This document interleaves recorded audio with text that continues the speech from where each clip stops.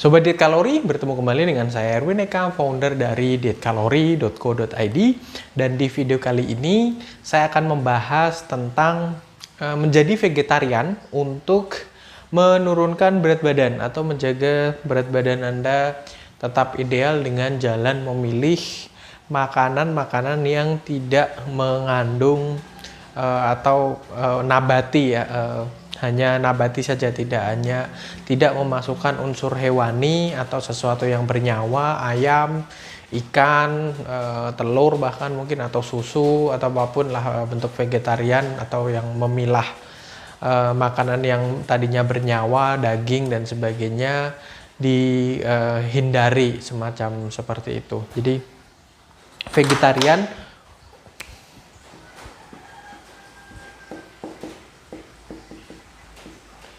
untuk langsing.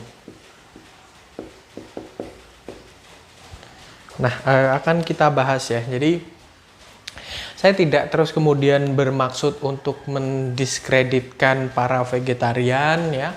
Nggak masalah, Anda pun mau menjadi vegetarian, saya support gitu ya, demi ekosistem mungkin, atau mungkin katakanlah demi masa depan kehidupan anak cucu kita supaya lebih baik. Karena saya mendapati bahwasanya misalnya di tempat pemotongan hewan dan sebagainya, gas metana yang ditimbulkan bisa membuat ya berpengaruh lah terhadap perubahan iklim, suhu, cuaca, global warming dan sebagainya.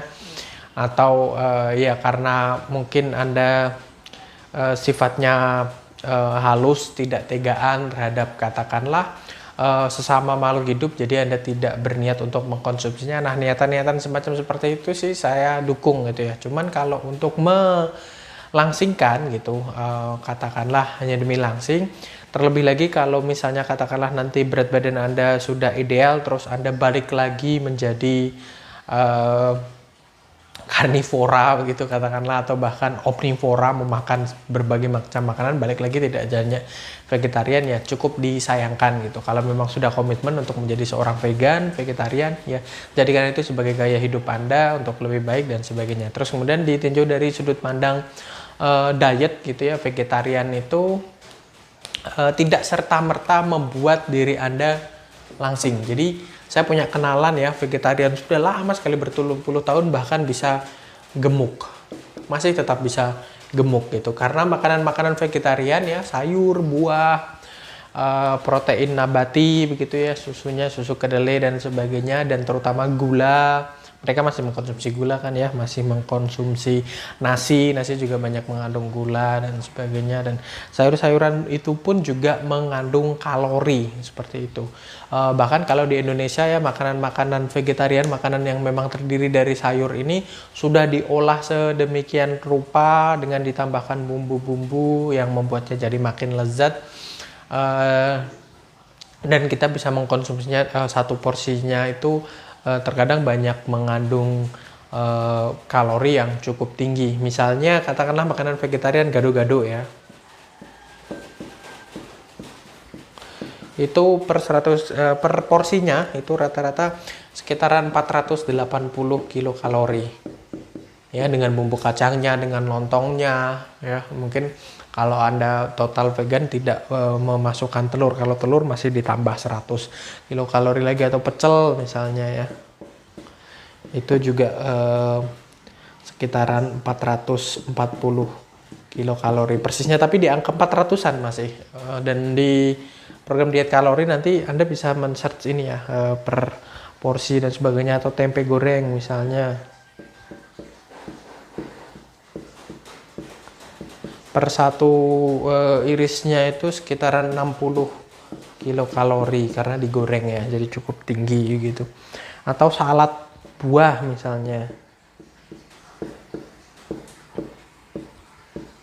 itu juga di angka 400, satu mangkok ya, per porsi 450 kilokalori. Nah, ini sebagai parameter Anda. Jadi vegetarian bagus ya, saya support, nggak masalah, demi kesehatan, demi ekosistem tadi, demi masa depan kita yang lebih baik. Tolong please jangan hanya demi ini Terlebih lagi kalau Anda punya niatan nanti kalau sudah sampai di sini, sampai berat badan ideal lagi, Anda balik menjadi seperti semula, tidak lagi vegetarian. Kalau yang memang secara keyakinan tidak memperbolehkan Anda untuk mengkonsumsi daging atau mengkonsumsi ayam atau hewan-hewan sesuatu yang bernyawa, ikan dan sebagainya, saya support, saya sangat respect ya. Tapi kalau cuma demi ini ya, perlu diperhatikan total kalorinya, seperti itu. Kalau satu-satunya alasan Anda untuk memutuskan menjadi seorang vegetarian hanya demi mencapai tubuh ideal, sebaiknya Anda perhatikan ini gitu.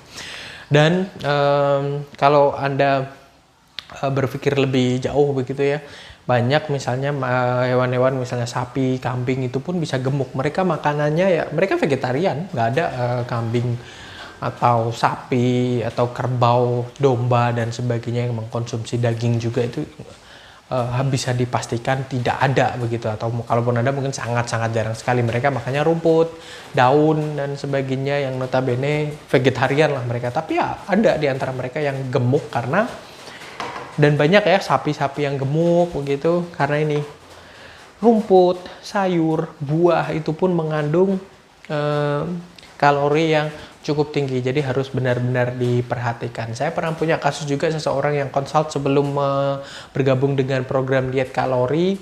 Dia itu hampir sehari-hari itu sudah tidak makan nasi, tidak makan lauk pauk dan sebagainya, menghindari makanan manis. Dia mengkonsumsi hanya buah-buahan, tapi jumlahnya cukup besar gitu ya. Dia makan pir itu dalam satu kurun waktu itu bisa habis sendiri itu 1 kilo gitu kan. Pir kan juga mengandung gula gitu, dan ketika gula itu tidak dipakai oleh tubuh kita untuk beraktivitas, maka yang terjadi ya sama, gula itu akan disimpan oleh tubuh dalam bentuk cadangan energi dan disimpan oleh tubuh dalam bentuk lemak yang menempel di beberapa bagian tubuh, seperti itu. Jadi sekali lagi saya tidak ingin terus kemudian mendiskreditkan bagi Anda yang pengen vegetarian, silahkan monggo, saya support begitu. Tapi please jangan terus kemudian hanya karena ingin tubuh langsing, apalagi kalau ada niatan kalau sudah langsing mau balik lagi seperti itu. Jadi kan memang itu perubahan dalam diri Anda ya, yang ingin lebih sehat, katakanlah yang ingin lebih menjaga